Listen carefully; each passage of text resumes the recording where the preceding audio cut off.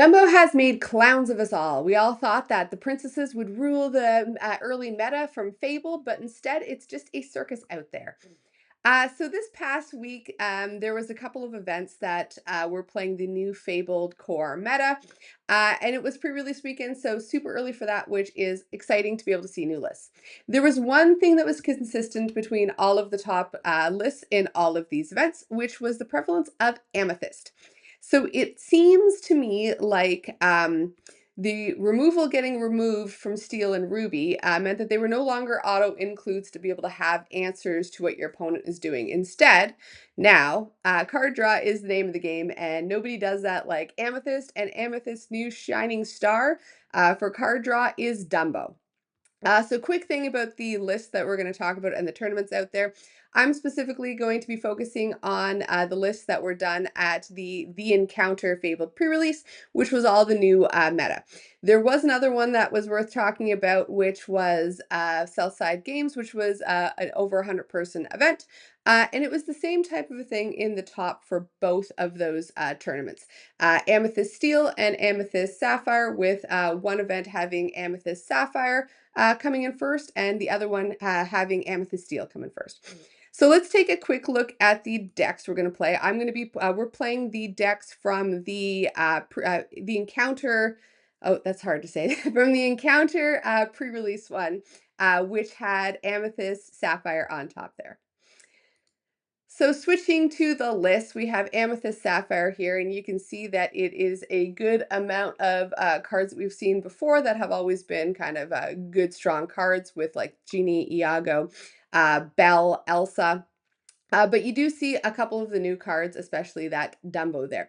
So Dumbo is a fantastic card. Dumbo's in all of the top lists. And what Dumbo says, he's got an ability that is exert him and pay 1 ink to draw a card and gain a lore. And he also gives this ability to anything that is evasive on your side of the board, which means all of a sudden all of your evasive characters can, so long as you pay the 1 ink, they can gain you 1 lore and draw you 1 card. So you can see how that is just great card advantage. Plus they're evasive, so unless you're going against another evasive list, they're going to be pretty safe to be able to turn sideways. The ramp in this one makes it pretty nice because it means that those late turn plays like Elsa and Hades are no longer just kind of like dreaming that you'll be able to hit them. You'll be able to hit them pretty quickly, or quicker than you should be able to be able to start getting answers to what your opponent's doing and really solidly set you in control of the game. Other answers other than, say, Hades and Elsa are Into the Unknown, which gets rid of something. Both Hades and Into the Unknown turn it into ink, so you are giving your opponent ink, but you are getting rid of something that you don't want in play, like, I don't know, say an opposing Dumbo or an opposing Tiana. So that is this one here. It is a pretty solid list. I do really like the look of it. I really like playing evasive, and I really hate playing against evasive because there's just not the answers that you want to evasive. So that is list number 1. That came in first. List number 2 is, let me switch over to that. List number 2 is the Amethyst Steel. So there's a lot of things in here that we've seen before, again, that are nice and consistent value cards like Calhoun and Dock to Draw You cards, the Giant Cobra, that is just kind of big and can gain you lore right when they come in. And you see again the Dumbo and Evasive line with Genie and Elsa and Tinkerbell here. So this one does have different options for card draw in the form of Yzma. And it's got a couple of other of your standard, or what used to be standard steel answers as well, with like Tinkerbell and Smash and Strength of Raging Fire, and 7 Dwarf Mines to be able to put damage out to hopefully be able to control your opponent's side of the board. So again, this list was great, and it felt very strong. It had good answers to things, and it had good card draw, which was pretty awesome. So what's the prediction here, I guess? Prediction is that it'll be a tight game no matter what. And I think you can see that by the fact that the top 2 in the big tournaments for the weekend were just the same lists, pretty much just switched. Flipped, 2 came first, 2 came second. It'll probably be like with most tight games, whoever got set up first, and considering Dumbo is kind of like the star, pride, and joy of both of these decks as far as card draw goes, it'll probably be whoever gets Dumbo out first and who's able to keep Dumbo out. The Sapphire, I would say, might be able to come out on top a little bit more often than not, and that's just because the ramp helps them get to their answers a lot quicker. However, the steel does have answers that come in sooner, so again, I think it could be anybody's game, just whoever gets established first. So let's go take a look at the gameplay and see what we thought. So game one, I rolled double sixes. I kind of wish I kept the double six roll in the take here because it's very rare. I get to roll 12 on the dice. So I am going first. So this is the first time I've really played this list, so I'm kind of trying to plan out what my first couple turns looks like.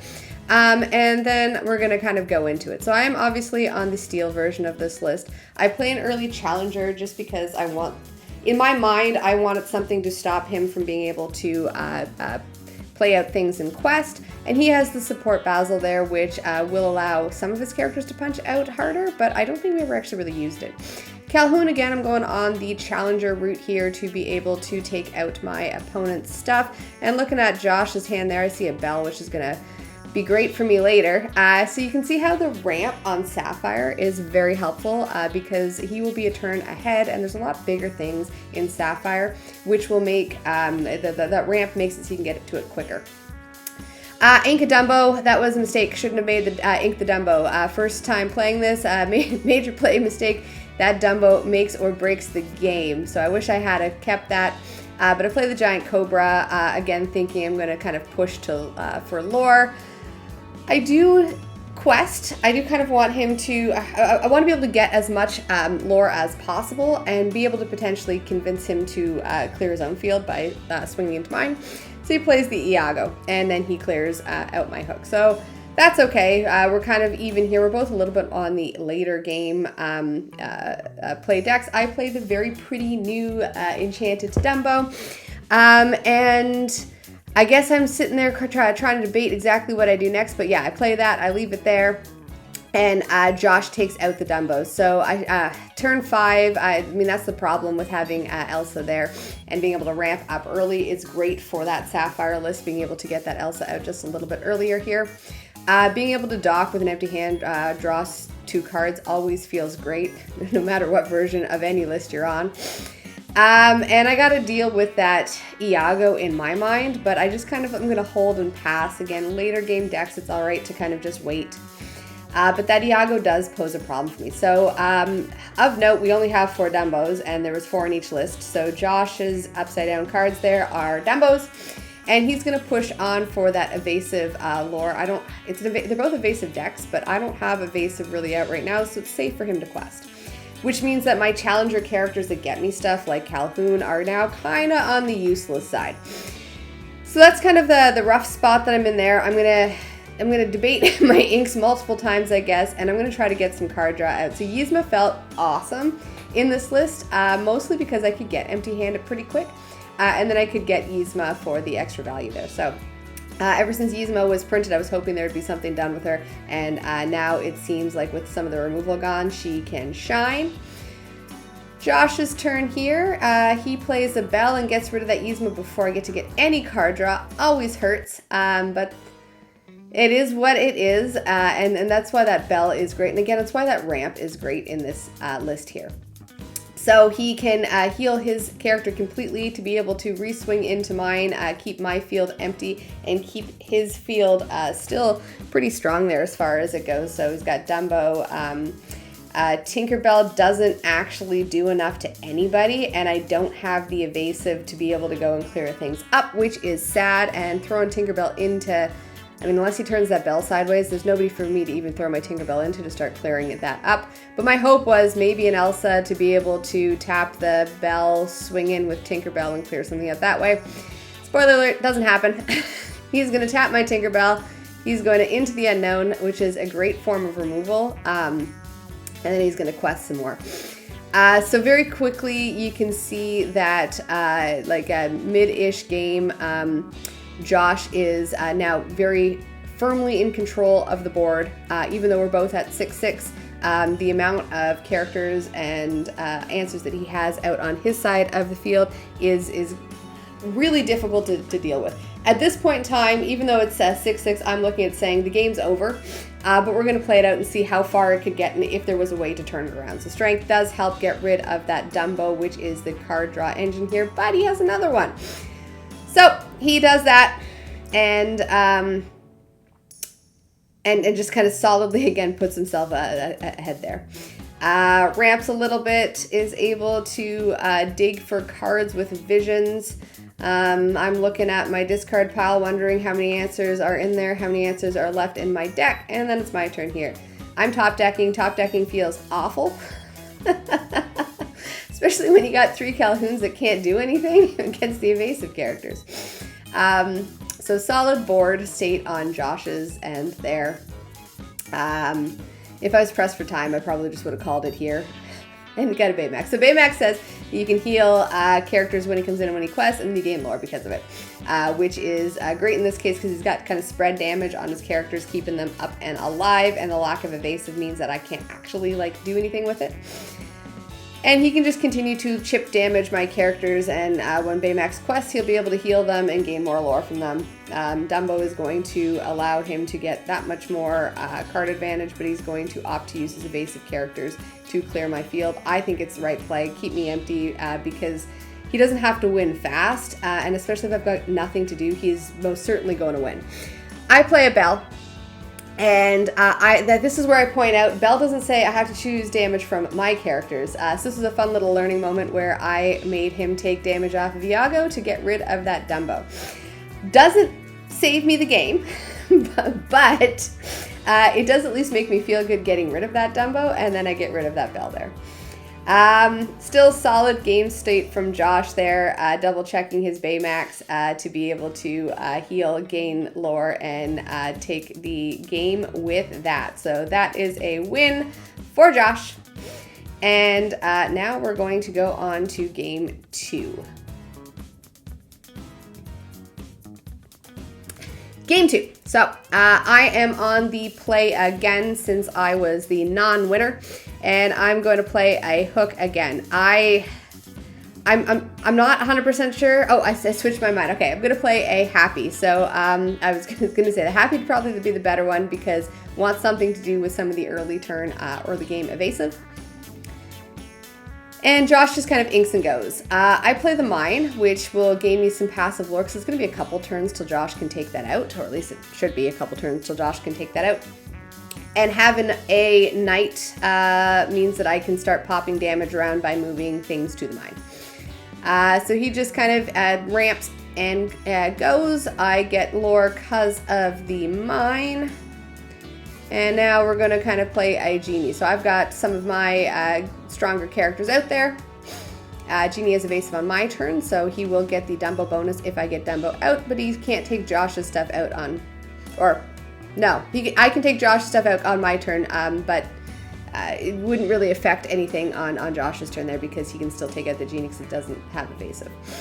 Iago is a big threat. I mean, you just have to target it with anything. You can even target it with something positive. But we're going to play a Yzma to get some card advantage. I did not like top decking last game, and card advantage makes a big difference. So Josh is going to take out the mine. I think that's pretty smart. Being able to pop damage around would potentially be dangerous, or even just the static lore that I could gain could push me over that finish line. So I'm going to ink an Elsa. I'm going to play a dock. I'm going to get rid of a card there that I can't play or ink, and then I'm going to play out my hand and draw 3 with Yzma. That just felt great. I think I was smiling at this moment, and I was like, look what I did. So 3 cards in hand. So I drew, I think 5 or 6 cards that turn from the dock and the Yzma and the card for the turn, which does kind of keep you at least reset enough that you have options. I'm clearly mathing, clearly thinking. I have a very strong board presence in this case. I am going to get rid of his Iago so that if you can keep your opponent empty, you will keep control of the field. They might be able to do a little bit of damage to you, but you can see here 5 characters. And being able to keep his board empty. He's at 0 lore, I'm at 7. I don't have to push super hard. Again, these are not aggro early game decks. They can win in the late game, and that's where you kind of, or mid to late game, and that's where you want your comfort spot to be. So 2 characters. a Challenger one, and an Evasive Iago. I'm sure he's going to want to take out that Yzma because being able to just get rid of stuff in my hand and draw cards is great. But Elsa is going to bring something out. We're gonna debate this, and we're gonna take out the Challenger there. It'll mean that so I get to draw some cards, and it's a solid board state that's going to be difficult for Josh to get rid of there. I'm pointing out that I'm going to take out the Rafiki with the Elsa, and then I just kind of quest out there. It puts me up to 11. Again, this is, I think, where Josh was saying the game's done, but let's play it out and see. Let's see what answers were there and what I can get rid of. So he's able to get rid of the Yzma because of the damage put on Iago and moving it around with Belle. And I play my Dumbo. So the Dumbo means that I can start to get card advantage by paying the ink and getting the card draw off of my evasive characters, which I'm going to do because card advantage is good. Cards in hand means that you have all of the potential options available, and it always feels good. So up to 15. This is going to be pretty much the end of the game. Get rid of that Dumbo. At least feel good getting rid of the Dumbo there. And I think he stops me from winning with that for the turn, as I will only be able to go up to 19. But he does want to take something else out, which is smart. So take out the Happy with Iago, take out the Doc with the Belle, and then we move on there. I play another Dumbo. I just love the enchantments in this set. They're just so pretty. And then I play a Belle to move the damage from Iago onto Belle to get rid of her. And I mean, I do have the Elsa and the Genie. I could gain lore and gain cards. I'm debating, do I take out the Iago? And no, we're just gonna go up to 16 there with the Elsa. It's because he can't take out the Elsa with the Iago. He could take out the Genie, and I want to try to make it so that I can just gain all of my lore next turn. It's a little bit of a safer play there, I guess. Again, that upside down card is a Dumbo. He's going to dig for cards. He's going to go up to 3, and I'm pretty sure here I can just quest to win. I wanted to gain the extra cards, though, because I'm a big jerk. So I go up to 21, and I just have to grab the extra dice to make my point. On to game 3. All right, so game 3, we've each won 1. Josh is on the play. He didn't want to give me the play and the early startup.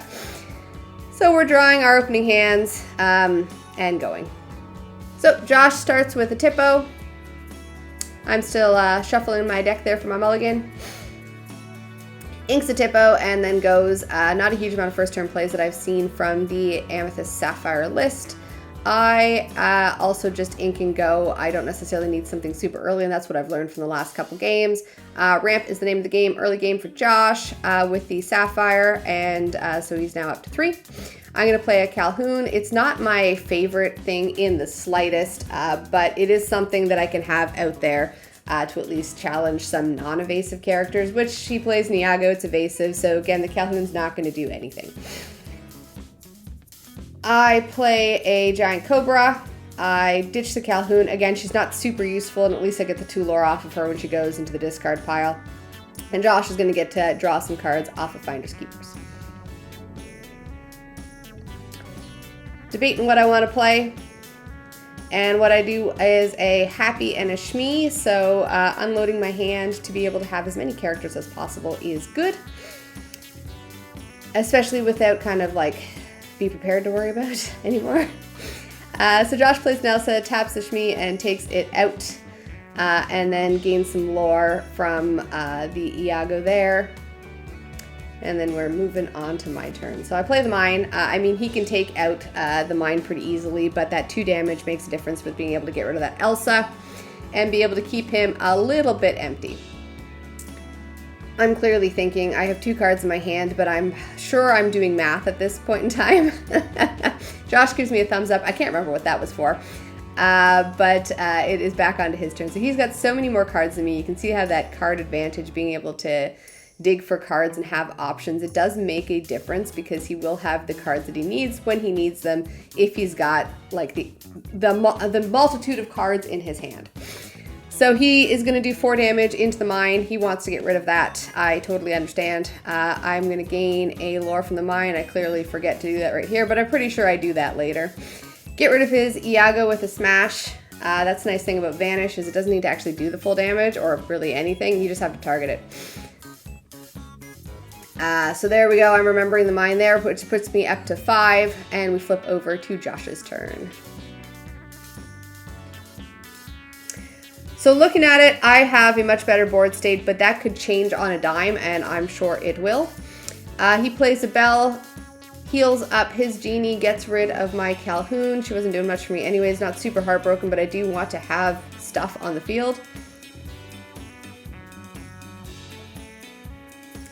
And then he's going to into the unknown something. Well, I mean, he only really had one option, which was the Giant Cobra, because it's got to be exerted. So, had a good board state, all of a sudden don't within one turn of having those answers from the Sapphire deck. I'm clearly kind of trying to figure out exactly what I want to do here, but I do something and then pass there. So we're going to go to Josh's turn. He's going to play that Elsa, tap my characters, and this is kind of the commanding board state that we can see that Amethyst and Sapphire can have, especially in the mid to late game, being able to play things out like Elsa and Hades a little bit earlier than your opponent to be able to lock down their characters or to get rid of them completely is really good and really powerful. Again, upside down card is Dumbo because we don't have enough for both of us to play a playset. And so he puts some damage on my genie with his genie, and then he moves the damage around with the bell to just kind of get rid of it. The tables have turned. He does have a much better board presence than me, and he's just going to start to step slowly over that finish line while keeping control over the field with the rest of his card advantage engine there and his multitude of ink. I mean, he's got what, 1, 2, 3, 4, 5, 6, like 10 ink or something like that. So there's really nothing he can't play. In fact, he should be able to play multiple things a turn, especially when you look at the amount of cards that he draws. I'm going to play a Dumbo.